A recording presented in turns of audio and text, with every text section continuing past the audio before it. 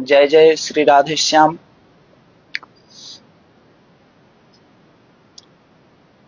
श्री राधे।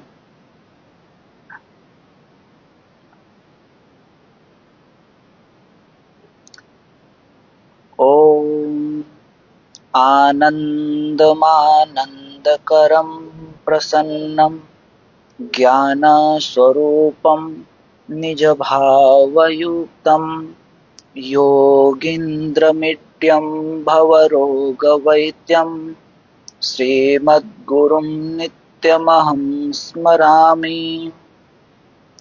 श्रीहंसं च सनत्कुमार प्रभृतिं वीणाधरं नारदं निम्बादित्यगुरुं च द्वादश गुरुं श्रीश्रीनिवासादिकान् वन्दे सुन्दरभट्टदेशिकमुखान् वसुविन्दुसंज्ञायुतान् श्रीव्यासाधरिमद्गाच्च परतः सर्वां गुरुं सादरम्। हे निम्बार्कदयानिधे गुणनिधे हे भक्तचिन्तामणे हे आचार्य शिरोमणे मुनिगणे राम्रेग्यपादाम्बुजा हे सृष्टि स्थितिपालक प्रभवन्न हे नाथ मायाधिप हे गोवर्धन कंदरालय विभो हे निम्बार्क कंदरालय विभो मां पाहि सर्वेश्वर। सिञ्जन्नो पुरपादपद्मयुगलां हंसी गतिं बिभ्रतीं चञ्चत्खञ्जनमञ्जुलोचनयुगां पीनोलसत्कन्धरां शुम्भत्काञ्चनकङ्कणद्युतिमिलात् पाणौ-चलच्चामरां कुर्वाणां हरिराधिको परिसदा श्रीरङ्गदेवीं भजे। श्रीरङ्गादिसुदेविका च ललिता वैशाखिका चम्पिका चित्रा तुङ्गसखिन्दुलेखिकपरा चाष्टौ प्रधाना प्रिया। जय जय।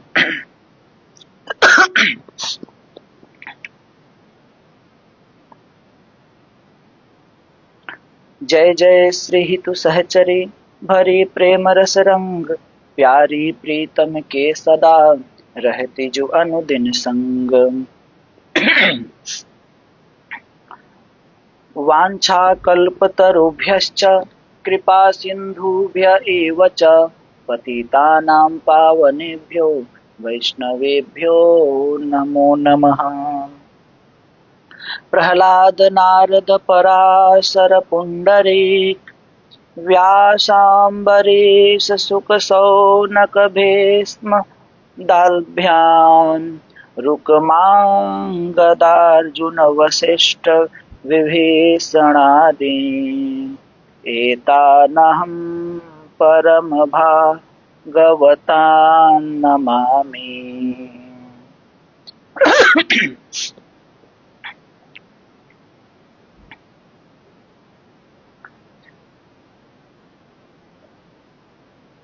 भक्त भक्ति भगवंत गुरु चतुर नाम वपु एक इनके पद बंधन किए नासै विघ्न अनेक।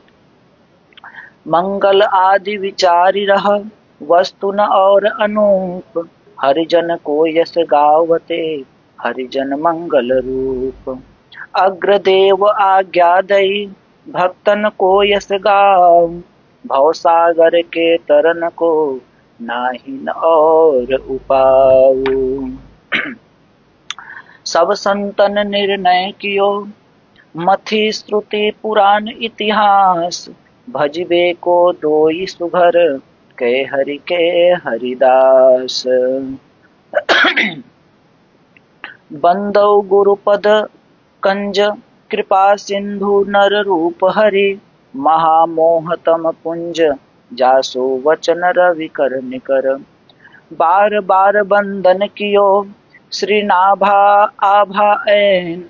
काढ़्यो गाभा वेद को, श्री भक्त माल रस दैन। श्री प्रिया दास पद कमल पुनि, बंदौ बारंबार। किन्ह भक्ति रस बोधिनी, टीका अति सुखकार। चारि जुगन में भक्त जे, तिनके पद की धूर। सर्व सुशीर धरि राखी हूँ, मेरी जीवन मोर।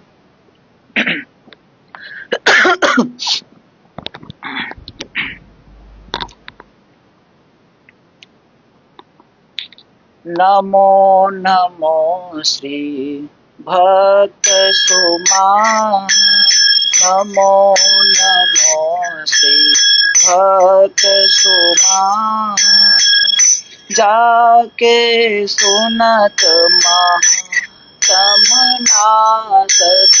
जाके सुनत महातमनासत। पुर झलकत राधानंद लाल, पुर झलकत राधानंद लाल। नमो नमो श्री भक्त सुमान। गद गद स्वर पुलकत अंग अंगनी, गद गद स्वर पुलकत अंग अंगनी। लोचन बरसत अश्रुवन जास, लोचन बरसत अश्रुवन जास। उतरी जात अभिमान ब्याल विष, उतरी जात अभिमान ब्याल विष। लेत जीवाय सुरस तिनकार, होत प्रीति हरि भक्त जनन सो। होत प्रीति हरि भक्त जनन सो। लेत शीघ्र हठि शरण प्रचार, लेत शीघ्र हठि शरण प्रचार। तजत कुसंग लेत सत्संगति, तजत कुसंग लेत सत्संगति। भाग जगत को अद्भुत भार, भाग जगत को अद्भुत भार। निशिवासर सोवत अरु जागत, निशिवासर सोवत अरु जागत। रोम रोम करत निहार, रोम रोम करत निहार। श्री अग्र नारायण दास प्रिया प्रिय, श्री अग्र नारायण दास प्रिया प्रिय। प्रगति जीवन रसिक रसार, प्रगति जीवन रसिक रसार। नमो नमो श्री भक्त सुमाल, ओ नमो श्री भक्त सुमाल। जय जय श्री राधे श्याम। तो आइए आज हम लोग भक्तमाल में आगे बढ़ें। कल प्रियादास जी के द्वारा रचित जो मूल भक्तमाल है उस पर जो वो टीका किए हैं, उसका जो पहला मंगलाचरण था उसको हम लोग श्रवण किए। अब उसी का दूसरा मंगलाचरण है टीका नाम स्वरूप वर्णन। पहला मंगलाचरण में हम लोग श्रवण किए थे कि वो किनका ध्यान कर रहे थे, नाभा जी उनको कैसे दर्शन दिए, क्या आज्ञा दिए, और इस भक्तमाल ग्रंथ पे जो टीका लिखे किस छंद में लिखे, अन्य अन्य और सभी प्रसंगों का कल श्रवण किए थे। आज कवित्त छंद 2 श्री प्रियादास जी के द्वारा रचित है, जो उन भक्तमाल ग्रंथ पे टीका अभी मंगलाचरण ही चल रहा है, तो इसका हम लोग आज श्रवण करेंगे।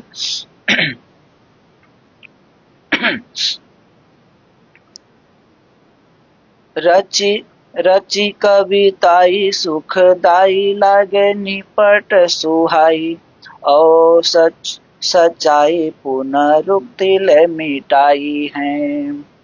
अक्षर मधुरताई अनुप्रास जमकाई, अति छवि छाई मुद झरी सी लगाई है।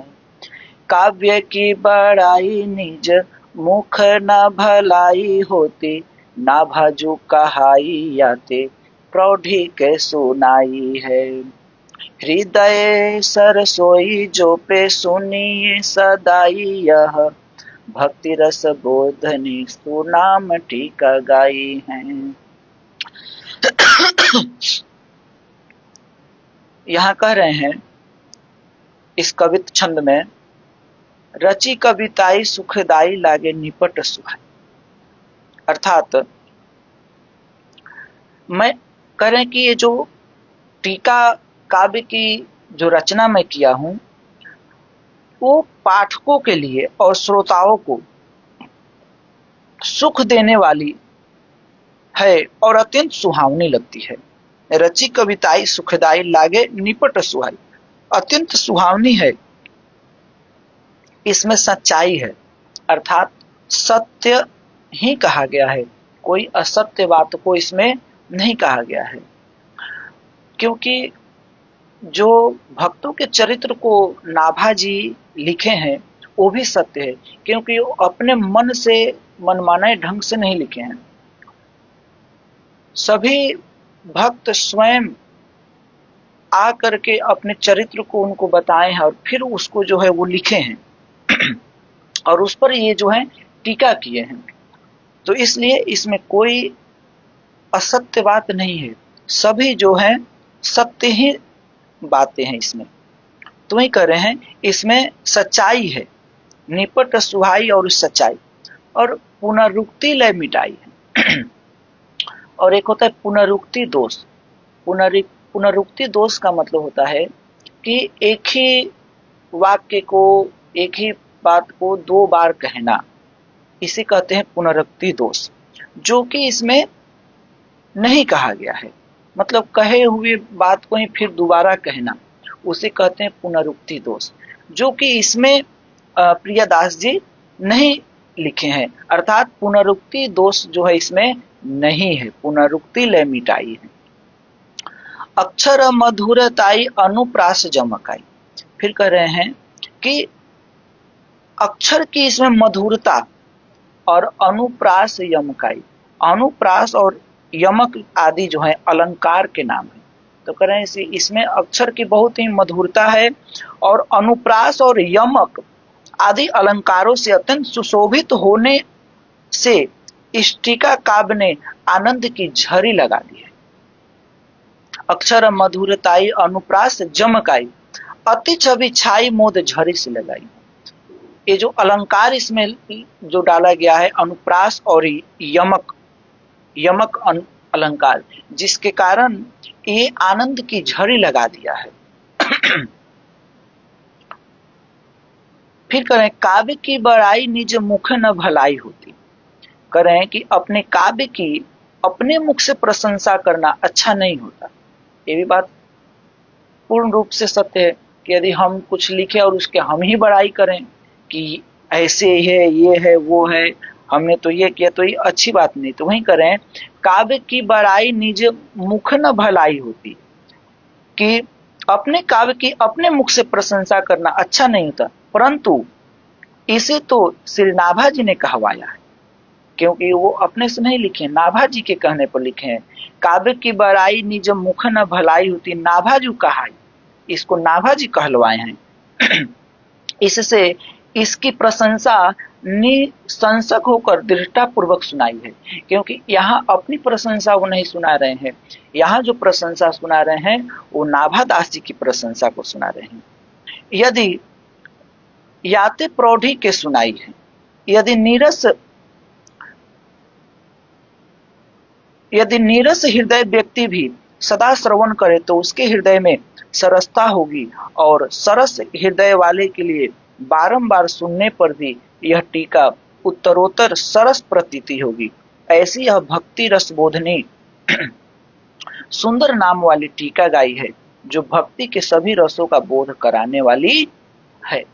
यहाँ जो कह रहे हैं कि हृदय सरसाई जो पे सुनिए सदाई ही, अर्थात जिनका हृदय नीरस है, जो कि भक्ति से भगवान के भक्ति से विमुख हैं, जो कभी भगवान के भजन भक्ति नहीं करते हैं, भगवान में उनकी आस्था नहीं है, शास्त्र में आस्था नहीं है, गुरु में आस्था नहीं है, तो वैसे व्यक्ति भी यदि नित्य प्रति इसको यदि श्रवण करते हैं तो वो भी जो है उनको भी ये टीका जो है अच्छी लगने लगेगी। ऐसे ये भक्ति रसबोधनी टीका नाम है इसका, जो कि नाभादास जी जो भक्तमाल लिखे उस पर जो टीका के उसका नाम है भक्ति रसबोधनी टीका। अब देखिए यहाँ कह रहे हैं कि रची कविताई, जो ऊपर पद में जो था कि रची कविताई सुखदाई लागे निपट सुहाई, तो कह रहे हैं रची कविताई का तात्पर्य क्या है। तो कह रहे हैं ये जो कविता जो है वास्तव में सर्व सुखदाई कविता ही वास्तव में कविता है।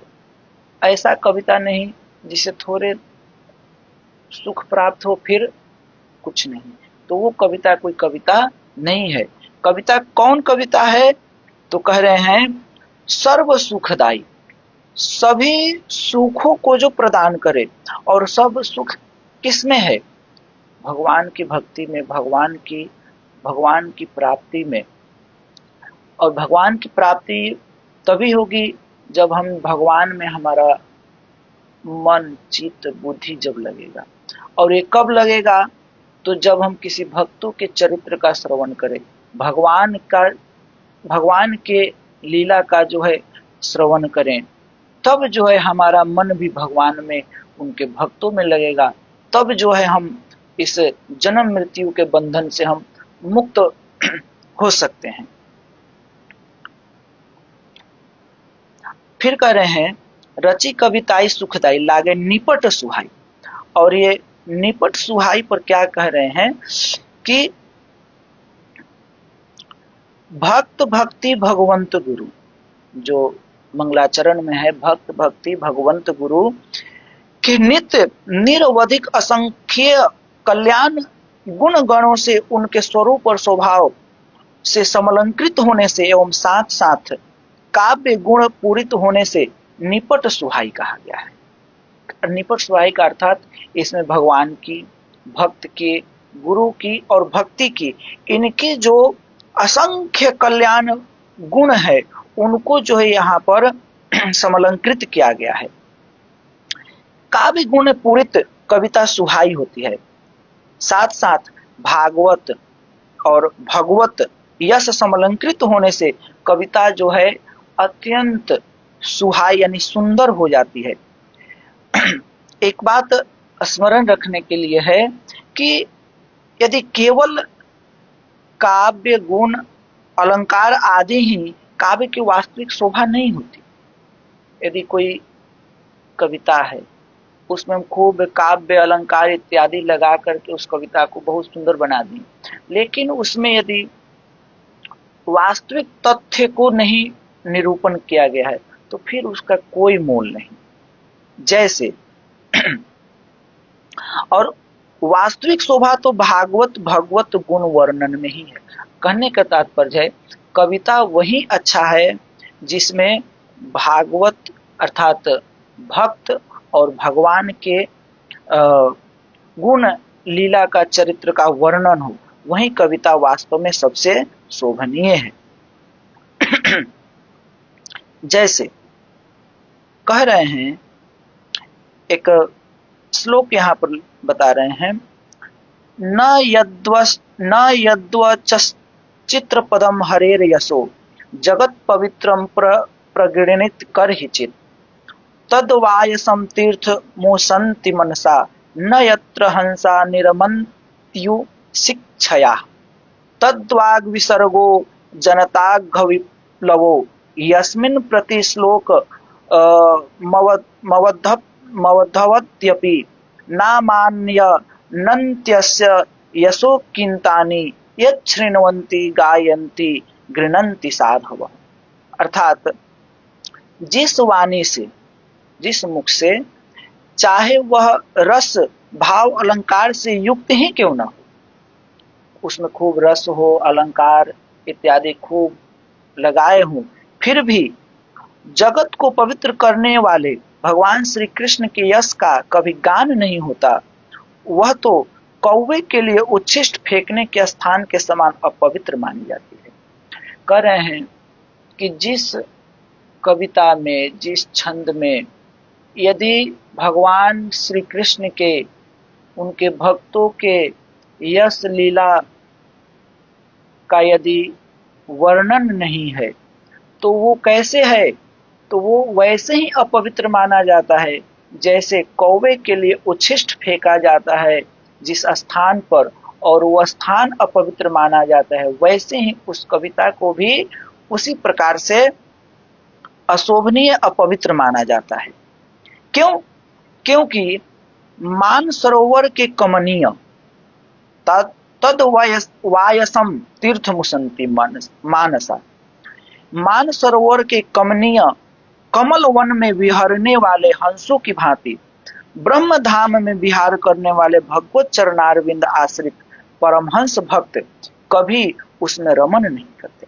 देखिए कितना सुंदर बात है कि जैसे जो मान सरोवर में जो विहरने वाले जो हंस होते हैं वो मान सरोवर में ही जाएंगे जहां कौवा का जो उच्छिष्ट फेंका गया है, उस स्थान पे मान सरोवर में रमन करने वाले हंस उस स्थान पे नहीं जा सकते हैं।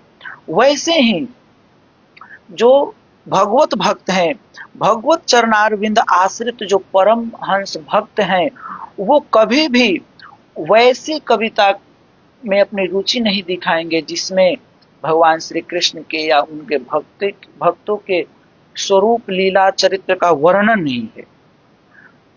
इसके विपरीत जिसमें सुंदर रचना भी नहीं है और जो दूषित शब्दों से युक्त भी है, परंतु जिसका प्रत्येक श्लोक भगवान से सुयश सूचक नामों से युक्त है, वह वाणी लोगों के सारे पापों का नाश कर देती है। क्योंकि सत्पुरुष ऐसे ही वाणी का श्रवण गान और कीर्तन किया करते हैं। अब यहां पर कह रहे हैं, जो छंद में आया था एक शब्द कविताई, सच्चाई की रची कविताई सुखदाई लागे निपट सुहाई और सच्चाई पुनः रुकती ले मिटाई। सच्चाई, सच्चाई से यहाँ पर क्या तात्पर्य है उसके लिए बता रहे हैं कि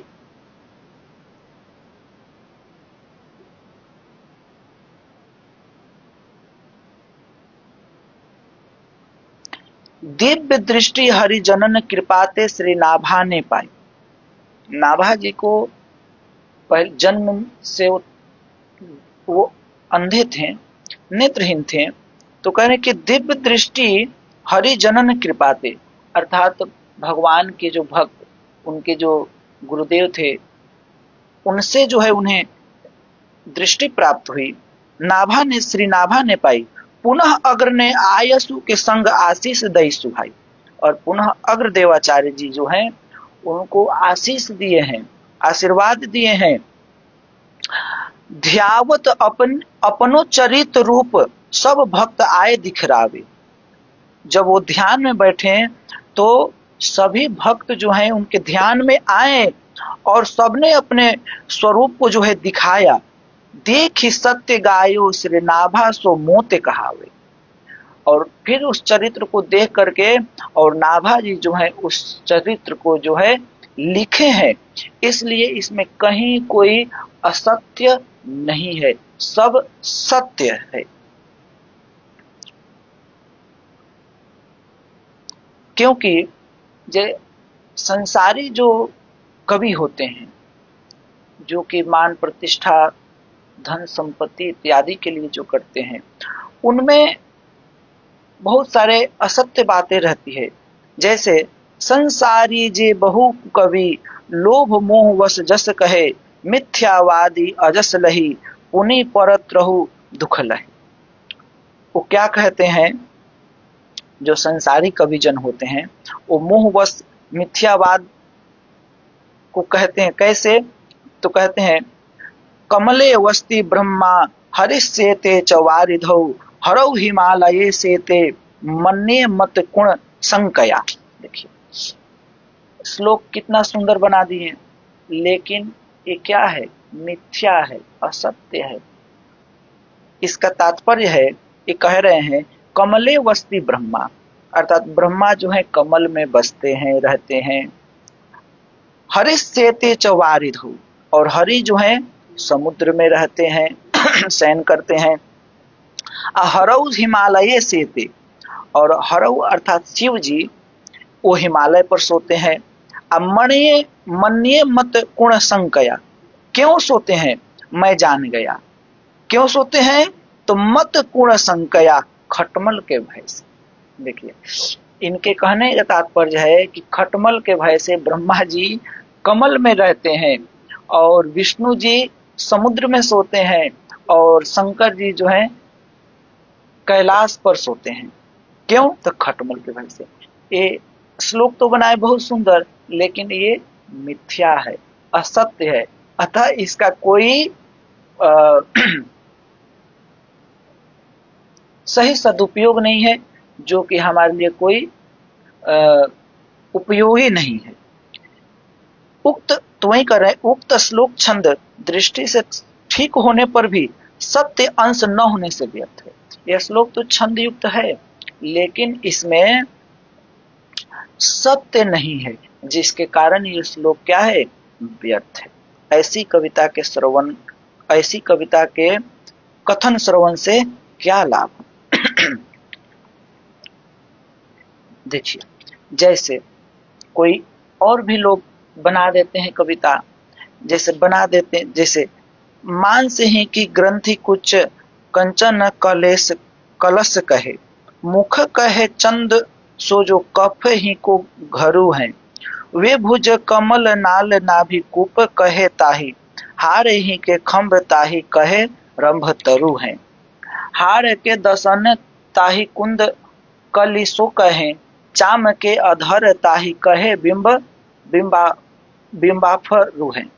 ऐसे झूठी जुगति बनावे उ कहावे कवि, ताहू पर कहे हमें शारदा को वरु। देखिए कितना सुंदर। कहने का तात्पर्य है कोई ये मान लीजिए ऐसे पद बना दिया कि मांस की ग्रंथि, अब ये जो शरीर जो है मांस का लोथरा है वही है, और कोई कह दे अरे उसका शरीर तो कंचन कलश की तरह है, माने सोने के कलश की तरह सुंदर है उसका शरीर, लेकिन क्या ऐसा है? नहीं है। ये कैसा है? मांस का लोथरा है। और कोई कहता है कि अरे उसका मुख तो जो है चंद्रमा की तरह उज्जवल है, बहुत सुंदर मुख है, लेकिन क्या वैसा है? नहीं। ये मुख जो है कफ का घर है। ये मुख क्या, इसमें क्या है? वही कफ रुधिर इत्यादि मवाद ये सब है। फिर कहते हैं कि उसकी भुजा जो है वे भुज कमल नाल, मतलब उसकी भुजा जो है कमल की नाल की तरह है। लेकिन ऐसा है नहीं, ये कैसे है? तो और करें, वे भुज कमल नाल नाभि कूप कहे, और नाभि को कहते हैं कि कमल के उपना, लेकिन ऐसा नहीं, ये तो एक कूप की तरह है, गड्ढा की तरह है। आहार ही के खम्भ ताही कहे रंभ तरु है, और ये जो हड्डी है, और कोई एक खम्भ की तरह, ये क्या है? ये तो पेड़ पौधे की तरह, ये बस इसका कोई उपयोग नहीं है। कहे, अब कोई कहे कि हाड़ के दसन ताही कुंद कली सो कहे, अब दसन को कोई कह दे ये तो कुंद की कली है, यानी बहुत सुंदर सुंदर सफेद सफेद ये दंतावली है, लेकिन ऐसा है ये तो एक हड्डी है। तो वही कहने का है कि ऐसी जो झूठी जुगती जो बनाते हैं और कहते हैं कि मैं कवि हूं, और वो ये भी कहते हैं कि हमारे ऊपर तो शारदा देवी सरस्वती देवी का जो है हमारे ऊपर वरदान है, कृपा है, तो ऐसा बिल्कुल नहीं है। ऐसे व्यक्ति के ऊपर सरस्वती देवी की कृपा नहीं है। वास्तव में सरस्वती देवी जो है ऐसे लोगों से जो है नाराज ही रहती हैं, रुष्ट रहती है, और उन्हें श्राप ही देती हैं, प्रसन्न नहीं रहती।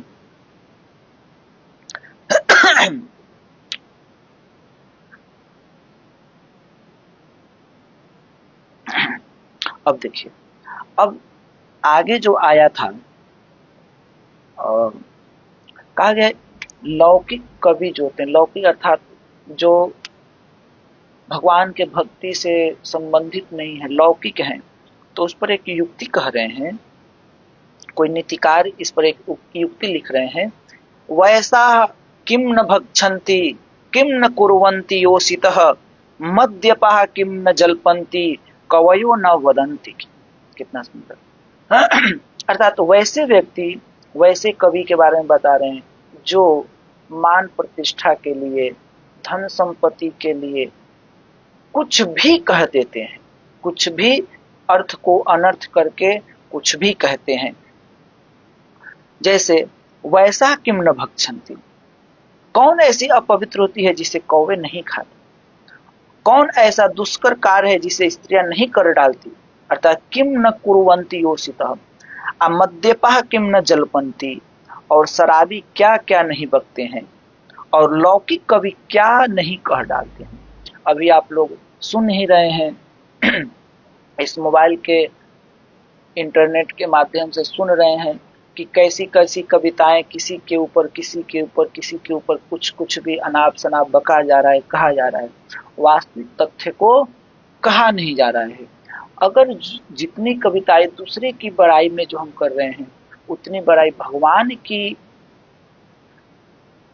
सेवा में लगा दें, भगवान की बड़ाई करने में अपने इस मुख को, वाणी को अगर उपयोग करें, तो ये वाणी जो है, ये मुख जो है हमारा धन्य धन्य हो जाएगा। कहा गया है हीरो की करो से शोभा नहीं होती है हाथ की, है हाथ वो जो भगवान का पूजन किया कर। कहने तात्पर्य है, यदि हाथ में हम हीरे का कड़ा ही धारण कर लें, लेकिन यदि हम भगवान का पूजन नहीं कर रहे हैं, तो ये हाथ बेकार है।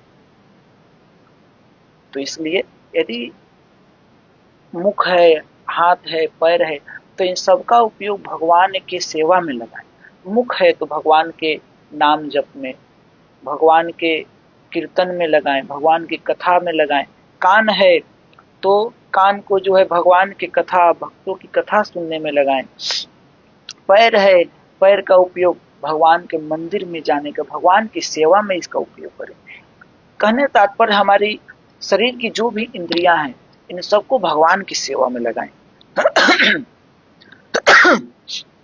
अब फिर देखिए, अब इसमें जो था पुनरुक्ति लय मिटाई है, पुनरुक्ति पर बता रहे हैं कि पुनरुक्ति दोष जो होता है, पुनरुक्ति का मतलब होता है एक ही बात को दो बार कहना, उसे कहते हैं पुनरुक्ति दोष।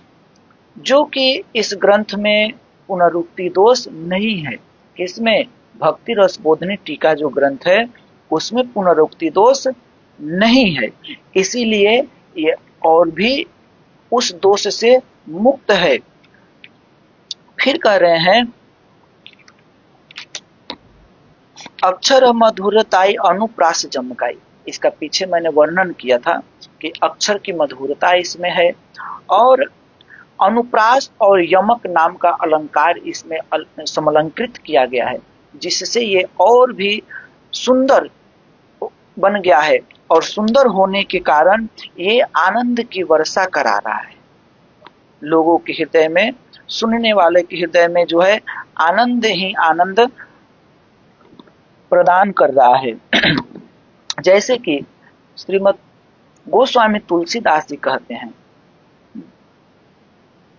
भयहु हृदय आनंद उछाहू, उमगेऊ प्रेम प्रमोद प्रवाहू, चली सुभग कविता सरितासो, राम विमल जस जल भरितासो।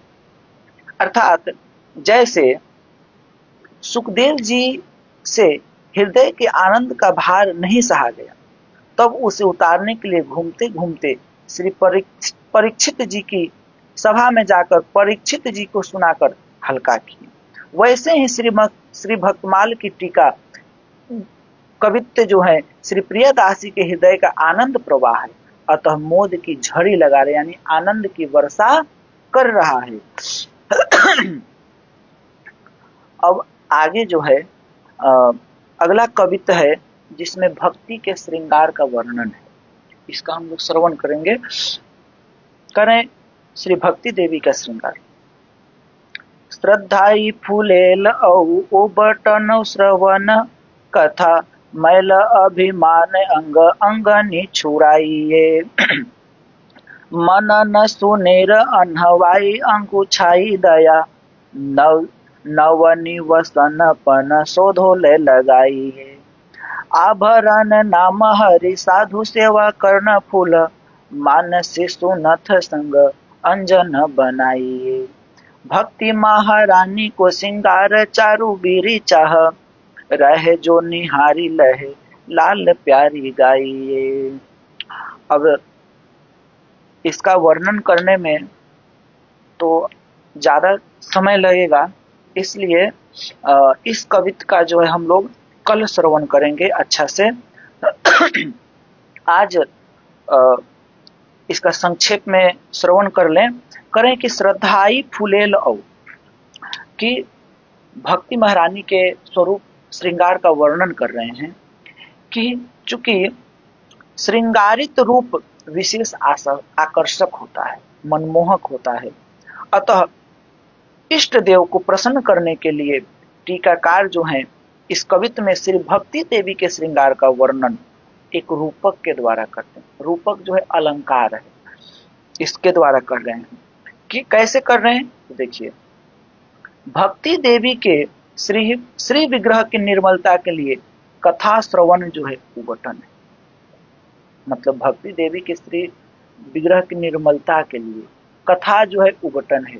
जैसे हम उबटन अर्थात किसी चीज से हम अपने शरीर को मांजते हैं, रगड़ते हैं, जिससे वो ठीक होता है, तो वही उसी प्रकार भक्ति देवी के श्री विग्रह की निर्मलता के लिए कथा श्रवण जो है उबटन है, और जिससे अहंकार रूपी मैल को प्रत्येक अंग से छुड़ाइए।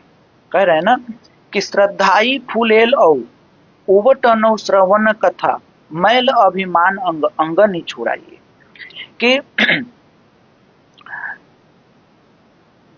जिससे जब हम कथा श्रवण करेंगे तो जो अहंकार रूपी जो मैल प्रत्येक अंग से क्या होगा, निकलेगा, कथा रूपी मार्जन से। फिर श्रद्धा रूपी फुलेल से सबसे पहले क्या करें तो कथा रूपी मार्जन से हम अपने शरीर के मैल को, अहंकार रूपी जो मैल है उसको निकालें। किससे? कथा रूपी मार्जन से अहंकार रूपी मैल को छुड़ाएं। फिर श्रद्धा रूपी फुलेल यानी इत्र से, श्रद्धा रूपी फुलेल से शुष्कता दूर कर चिकनाई लाइए और श्रद्धा, अपने अंदर श्रद्धा उत्पन्न करें और उस श्रद्धा रूपी फुलेल यानी जैसे इत्र से हम चिकनाई ले आते हैं ना, तेल लगाते हैं तो चिकनाई आती है, वैसे ही श्रद्धा रूपी फुलेल से जो हमारे अंदर शुष्कता भरी हुई है उसको क्या करें, उसको दूर कर चिकनाई लाना है, अर्थात निर्मल करना है। फिर मनन के सुंदर जल से, मनन यानी चिंतन, चिंतन रूपी जल से, सुंदर जल से स्नान कराकर और दया के अंगोछे से पोछिए। भाव को समझना है कि मनन, पहले कहें कि कथा रूपी उबटन से अहंकार रूपी मैल को छुड़ाना है। फिर श्रद्धा रूपी फुलेल अर्थात इत्र, श्रद्धा रूपी फुलेल से शुष्कता को दूर कर चिकनाई लाना है, यानी शुष्कता को दूर करना है। फिर मनन रूपी जल से यानी चिंतन, भगवान के चिंतन, मनन रूपी सुंदर जल से स्नान कराकर दया के अंगोछों से पोंछना, और इसे दया यानी हृदय में दया भी लाए और दया के अंगोछे से पोछिए। उसके बाद नम्रता के वस्त्र पहनाकर, ये सब भाव हैं।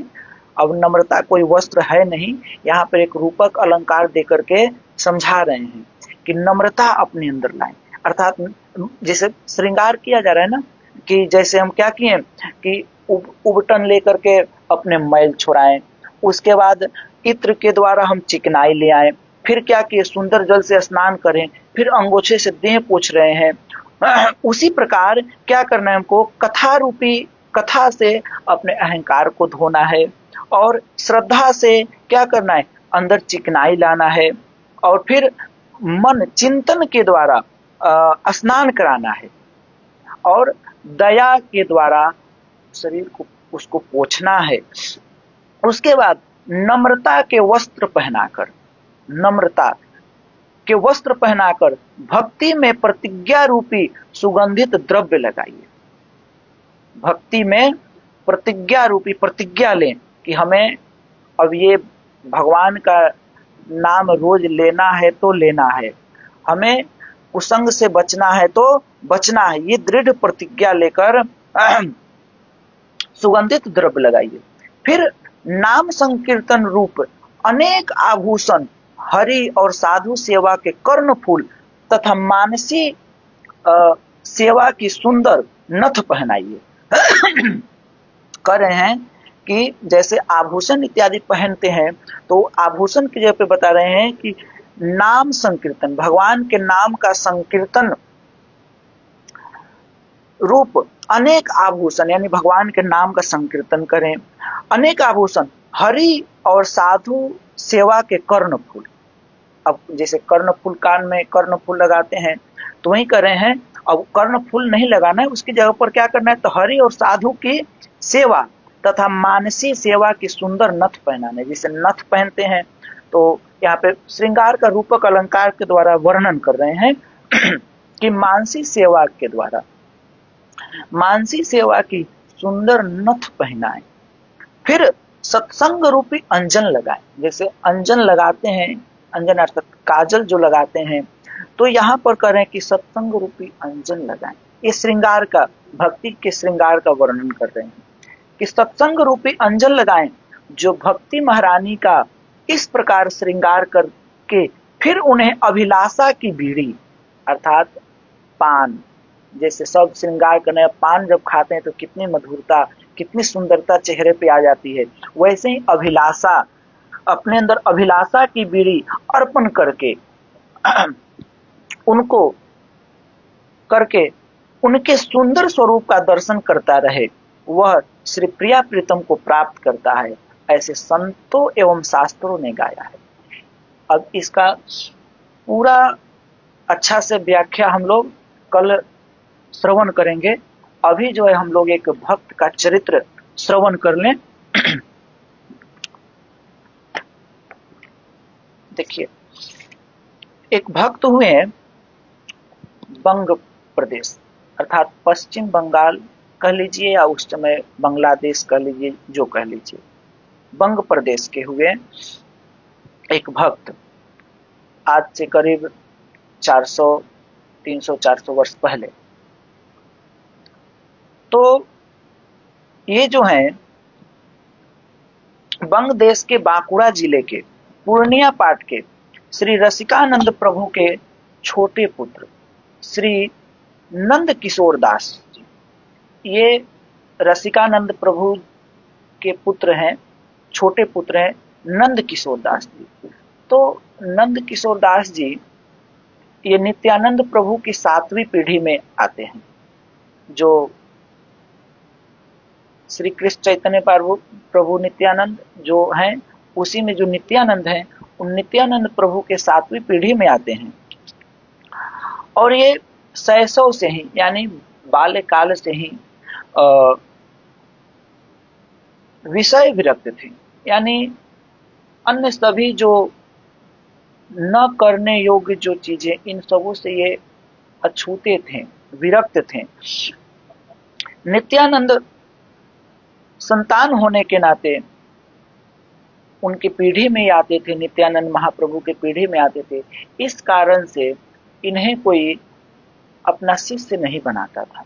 यदि ये किसी के पास जाते थे कि भैया आप मुझे अपना शिष्य बना लो और मुझे ज्ञान दो, मैं आपके पास रह करके मैं अध्ययन करूं, भजन भक्ति करूं, आपके संरक्षण में रह करके, तो लोग ये समझते थे कि अब ये नित्यानंद महाप्रभु के पीढ़ी के हैं तो हम इनको अपना शिष्य कैसे बनाएं। इसलिए कोई उनको नहीं अपना शिष्य बनाते थे। मतलब एक आदर भाव, कहने से कि अनादर भाव से, आदर भाव की दृष्टि से। और इनके अंदर एक बहुत बड़ा गुण था, त्रिनादपि सुनिचेन। त्रिनादपि सुनिचेन तरोरपि सहिष्णुना अमानिना मानदेन कीर्तनिया सदा हरि। चैतन्य शिक्षाष्टकम का श्लोक है, न धनम न जनम न सुंदरीं कविताम वा जगदीश कामये मम जन्मनि जन्मनिस्त्वरे भवताद भक्ति रहतु की त्वये। त्रिनादपि सुनिचेन तरोरपि सहिष्णुना अमानिना मानदेन कीर्तनिया सदा हरि। ये 2 श्लोक बहुत प्यारे हैं। इसमें कह रहे हैं त्रिनादपि सुनिचेन। तृण अर्थात जो तिनका है, घास है, उससे भी अपने आप को छोटा समझे। त्रिनादपि सुनिचेन। और तरोरपि सहिष्णुना। तरु कहते हैं पेड़, वृक्ष को। वृक्ष से भी अपने आप को सहनशील बने। जैसे वृक्ष सर्दी, गर्मी, बरसात, आंधी, तूफान सब चीज को सहता है, वैसे ही सहनशील बने। त्रिनादपि सुनिचेन तरोरपि सहिष्णुना अमानिना मान देना। मान लेने की इच्छा न करे कि हम कहीं जाए तो कोई हमारा मान सम्मान करे। अमानिना मान देना, उसके बदले में क्या कि यदि हमारे पास कोई आए तो हम उसको मान सम्मान दें, हम मान लेने की इच्छा न करें। तो अमानिना मान देना कीर्तनीय सदा हरि। वही व्यक्ति हमेशा कीर्तन कर सकता है, भगवान के नाम जप कर सकता है। तो वही इनके अंदर ये चीज था, त्रिनादपि सुनिचेन। ये अपने आप को बहुत छोटे अपने आप को समझते थे, मानते थे। इनकी प्रबल इच्छा थी कि हम किसी के संरक्षण में रह करके भजन करें और अध्ययन करें। लेकिन ये नित्यानंद प्रभु के शिष्य वंश परंपरा के थे, जिसके कारण कोई इनको अपना शिष्य नहीं बनाता था। तो इससे इनका मन दुखी रहता था। इसलिए अचानक ये जो है नंद किशोर दास जी क्या किए कि चुपचाप वहां से निकल गए और वो चले आए वृंदावन श्री विश्वनाथ चक्रवर्ती जी के पास। और उनके पास आकर के अपना नाम गुप्त रखे, अपने वंश परंपरा को न बताएं, और उनसे प्रार्थना किए कि आप मुझे अपने संरक्षण में रखिए और मैं आपके संरक्षण में रह करके भजन करना चाहता हूँ, अध्ययन करना चाहता हूँ। तो चक्रवर्ती विश्वनाथ चक्रवर्ती पाद उनको रख लिए और उनके संरक्षण में रह करके ये भजन साधन करने लगे। तो वहां पर घर पे इनकी माता बहुत व्याकुल थी इनके वियोग में, वो सब जगह इनको खोज कर रही थी। तो उनके जो इनको जो खोज रहे थे वो लोग खोजते खोजते वृंदावन आ पहुंचे और पता किए कि ये विश्वनाथ चक्रवर्ती पाद जी के पास रह रहे हैं।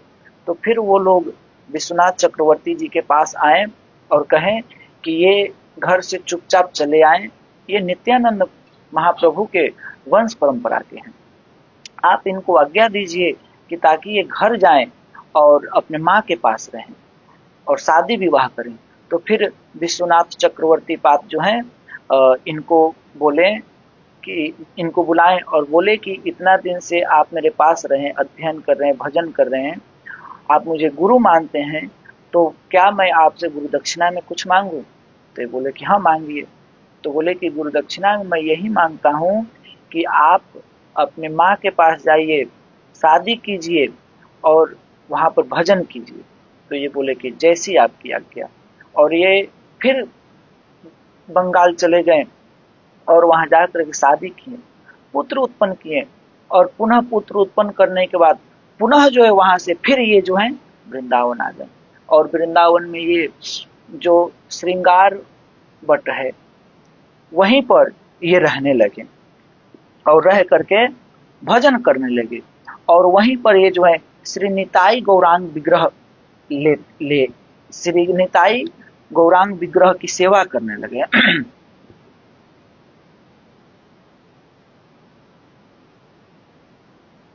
श्रृंगार बट में आज भी इनकी सेवा चलती है। तो वहां पर जो है ये सेवा करने लगे और भजन करने लगे। तो इनके पास एक बालक रहता था जिसका नाम था भोंदू। भोंदू नाम इसलिए था क्योंकि वो बहुत भोला भाला था, बहुत सरल था, उसके हृदय में कोई छल कपट नहीं था, इसीलिए सब लोग उसे भोंदू भोंदू कह के बुलाते थे। तो भोंदू करता क्या था, गाय को चराता था। तो एक बार की बात है, भोंदू जो है जमुना उस पार भांडेर वन के पास जो है गैया चराने रोज जाता था। तो लोग उससे कहते थे कि अरे गाय चराते हो तो क्या तुम्हें ठाकुर जी मिलते हैं गाय चराने से? तो बोले कि नहीं।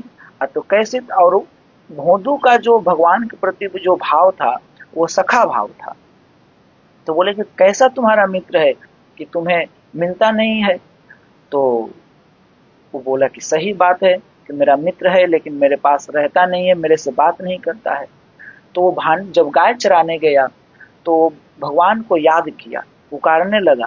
भगवान उसकी निष्कपटता को देख करके आए और उसके साथ रहने लगे, गाय चराते थे।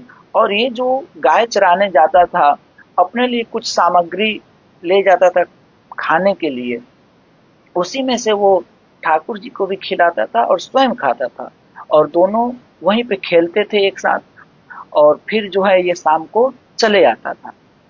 तो रोज ये सामग्री और ज्यादा लेके जाने लगा। तो जब एक दिन नंद किशोर दास जी जब देखते हैं कि ये इतनी सामग्री कहाँ ले जा रहा है, तो वो पूछे भोंदू से कि इतनी सामग्री लेकर के कहाँ जा रहे? तो बोला कि मैं गाय चराने जाता हूँ, वहां पे हमारे कन्हैया भी आता है, तो उसी वो भी खाता है और बलराम और दाऊ जी भी आते हैं, तो दोनों हम तीनों जो है वहां पे खाते हैं। तो नंद किशोर दास जी को लगा कि ये झूठ तो बोलता नहीं है, क्या सच में ठाकुर जी आते हैं और इसके साथ में भोजन करते हैं?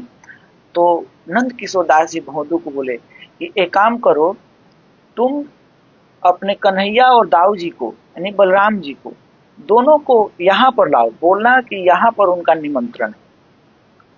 तो ये गया भोंदू जब, तो ठाकुर जी आए और ये खाया पिया। तो ठाकुर जी से प्रार्थना किया कि आज तो तुम्हें हमारे गुरु जी के पास चलना पड़ेगा, उनका निमंत्रण है कि आज ठाकुर जी को और दाऊ जी को यहाँ पर लाओ, आज वो लोग दाल बाटी यहीं पर पाएंगे। तो ठाकुर जी समझ गए। अब ठाकुर जी बोले कि भैया अब मैं जाऊं तो जाऊं कैसे। ठाकुर जी तो इसके पास इसलिए आ गए क्योंकि इसका मन जो था निष्कपट था, निश्चल था।